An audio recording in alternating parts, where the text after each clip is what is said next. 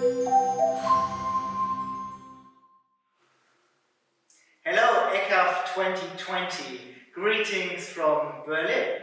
I'm Florian and I'm standing here together with my colleague Bernd. Hi.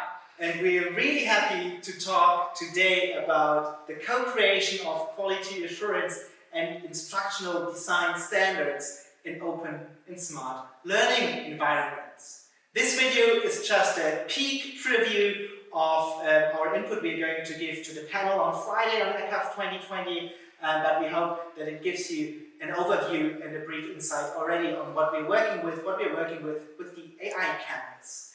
The AICampus in Germany is based on the vision of an AI competent society, and we believe that in order to achieve an AI competent society, we need to work on promoting AI skills and competencies on a broad scale to get even more people interested in the topic.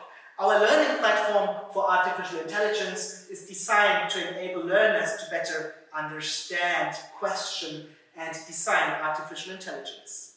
Our work is based on two basic principles. First of all, we develop our own courseware, our own different learning formats as AICampus originals.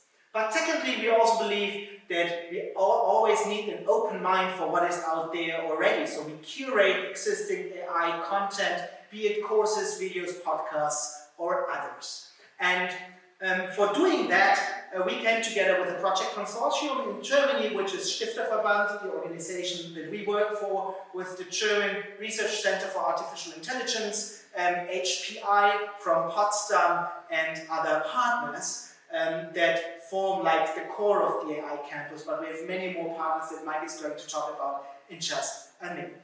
What we believe as the very first basic principle for developing open and smart learning environments is you need joint guidelines. And in our consortium, we developed 6 basic guiding principles that have a lot to do with QA of digitally enhanced learning environments. It starts with interoperability and cooperation. It continues with a focus on the learner, him or herself. It continues with an instructional design that is based on social learning formats, a platform development that is agile, participative, and user-oriented in its design. And of course, as the AICampus, we also want to use AI methods for what we do. Last but not least, really important, openness.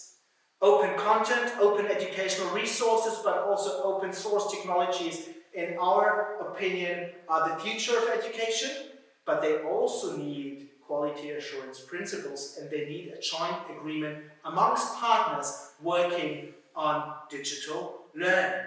So who are these partners, and what is this learning on the AICampus actually about, Mike?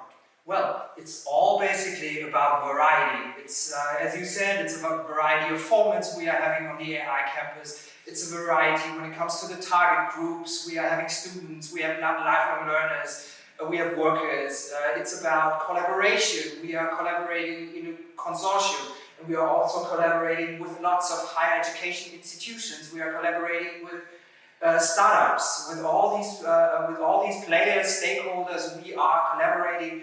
We are working together to build a platform where learners basically like to learn and love to learn.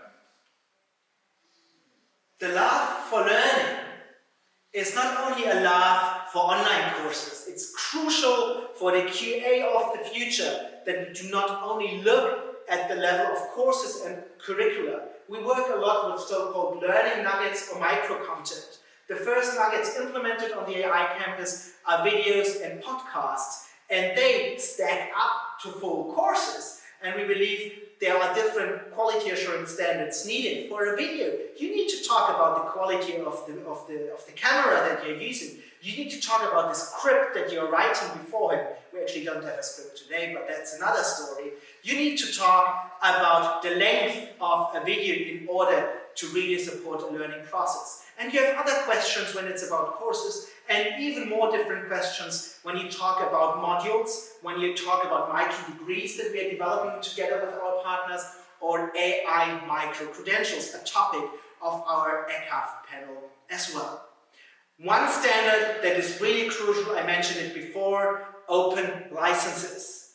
It is one of the biggest tasks that we are facing, that we are continually discussing with our education and higher education partners which licenses are applicable to the AI content we develop. And we have agreed upon one basic license, it's the Creative Commons by share alike 4.0, which allows for reusage of all content developed. And that is a discussion that has just started in the context of higher education.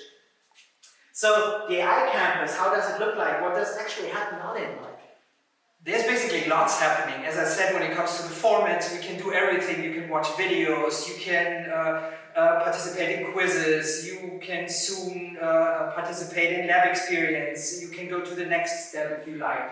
You can have courses, you can really participate in courses with a high workload compared to seminars in offline settings, for example. We have mixed settings as well at the AICampus where our partner higher education institutions basically using materials in their offline setting and bringing and merging it together in a unique instructional design. And by this, we are having scenarios which more and more universities can use in the future.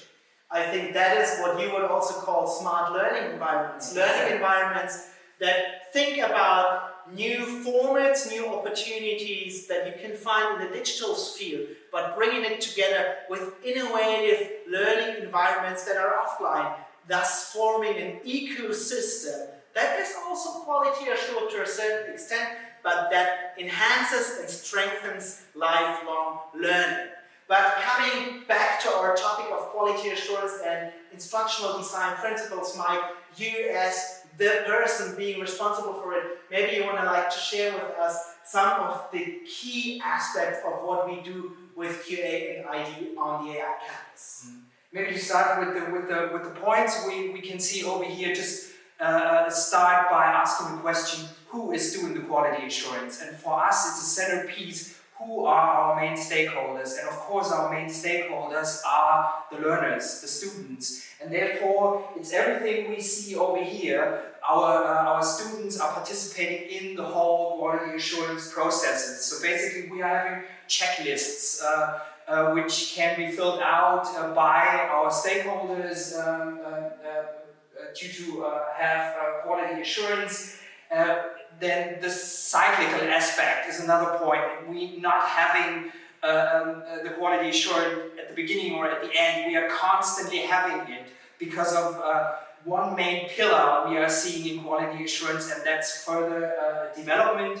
We are having over here as well. This can also be seen in our quality assurance life cycle, that the last point always is the question we are asking in the end by experts, our students, how can we make things better? And I think what is really important about that are two further aspects. First of all, this further development is not only about the content, it's also about the technologies. We need QA for content, but also for technologies, especially when we look at topics such as micro-credentials. And secondly, we do need guidelines. We believe we have nice PDFs and other guidelines that we give to our partners. But even more important is the process that comes along with it. The guidelines are embedded in a process, are embedded in key account management. You are the key account manager of 10 university partners who develop courses, videos, podcasts with us. So it's more a process than just a guideline, but it is also a guideline, which is important. Looking at these guidelines, Mike, maybe just briefly, what are 2-3 central core aspects? So the core aspects are really when we are looking at our instructional design guidelines, for example, there we have a checklist included. This is something like our course developers are doing. And if we see over here, it's really integral that usual things like basic criteria when it comes to instructional design need to be fulfilled. And this is why we decided not to have a traffic light model, for example, what we have in the QA guidelines over here. It's really a decision: is this included in the learning provision in the course or not? And if it's not included, then of course it doesn't fulfill the instructional design principles, and therefore it needs to be revised, reworked. And on the other side, when it comes to quality assurance, we have a broader spectrum. Over here, it is really possible to say something is absolutely fulfilled, something is still okay, or something is really crucial, something leads to problems and it needs to be changed. Thanks a lot, Mike. I think very crucial when we ask partners for content on our platform, there are some instructional design principles that have to be fulfilled. There is no gray zone. On QA processes, very often there is a gray zone, and we incrementally develop the content, make it better. For example, we went live in July with our first AI courses, and some of them just don't look that good. But the nice design isn't crucial for a good content. So we said it can go live early this year, but we have to rework it, and we are further developing it by the end of the year with a design agency to make it nicer. Something that is not obligatory, but that is somewhere in the gray zone of making learning content more attractive to learners. And overall, to summarize, I believe it's about an iterative review and development process. Mike, just to summarize, what does that mean? Yeah, you already saw the life cycle, but it's only one cycle, but it's really important, as I said, that we have an iterative process. And it means that you have these review processes, this evaluation process during the entire course production, and even afterwards. Then it comes to the curriculum development. This means it doesn't stop. It's sustainable to see that we are constantly working, reviewing, evaluating what we are doing on the campus. And there, collaboration, of course, it's really important, the collaboration with our partners, with our universities, with the startups, with our learners as well. And maybe just one more sentence, what you said, Florian, when it comes to technology and learning and content. We are basically don't see this as two different things. So we see, for example, we want to have some sort of learning on the AI campus, and therefore we need some sort of tool. And we try to pick the best tool for this kind of learning and implement it into our environment, into our ecosystem, and this basically makes our learning smart. Our own QA criteria lead to new tools.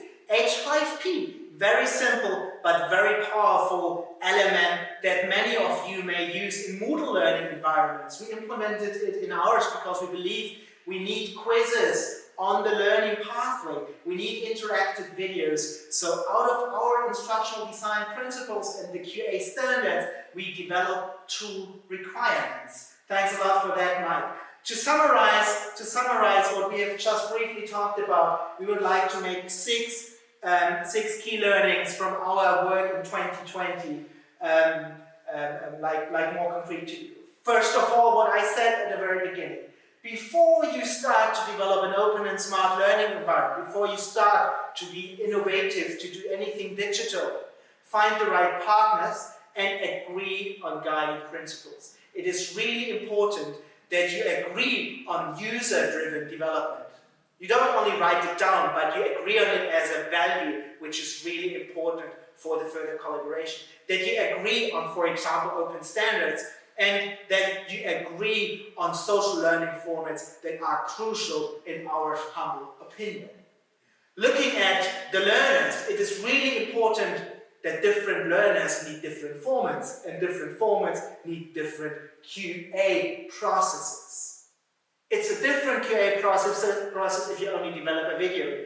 It's a different QA process if you develop an open lifelong learning course. And it's even more different if you want to make recognition possible. We work a lot on online and blended examination at this moment, but it's important to focus and really decide based on the learner analysis, do these learners need that sophisticated examination or not? And that's a continuous process as well. Also, open educational resources, in our opinion, are key to the future of education and of digital education. And we believe there is more agreement needed, there are joint standards needed that should also be part of QA in the European higher education area. Mike, QA is more than just guidelines. What does that mean again? It's really the interaction between all the players. It's between our course producers, for example. It's close contact to our learners. It's always about constant exchange to make the product we have better and better. And that's really a point we always need to keep in mind, as I already said. Like usually, like lots of people don't think when it comes to quality assurance about further development. We always need to think about how to make things better, and there we need to have collaboration and interaction with other players and stakeholders. And that comes together with openness and transparency. Sometimes higher education is not that much about transparency. Our work has to be, because otherwise we wouldn't be innovative, and otherwise we wouldn't make the recognition of digitally enhanced learning possible. So be transparent, really try it out. If you have a nice atmosphere with your higher education partners, we know and we see it every day. Recognition, QA standards, and high quality content is possible. And last but not least, I believe, listen to your learners and listen to the teachers. High quality learning is based on an iterative, continuous development process with continuous feedback loops. We profit a lot from that. We learn every day how to make our content better, and we hope to get into discussion with you and how to ensure best quality assurance standards and instructional design principles for the education of the future. Greetings from Berlin, and thanks a lot.